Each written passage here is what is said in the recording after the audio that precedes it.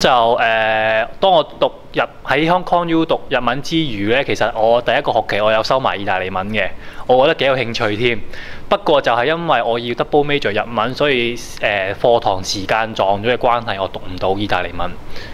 係啦，就係咁樣。問一啲比較社會性嘅問題。係。咁你咁中意日本，又睇到依家近排中國同埋日本嘅關係就有啲緊張，你個人會唔會有啲對日本嘅感覺會唔會差咗咧？即係話日本人咁樣傷害我國感情，你會唔會對佢嘅感覺會唔會差咗少少？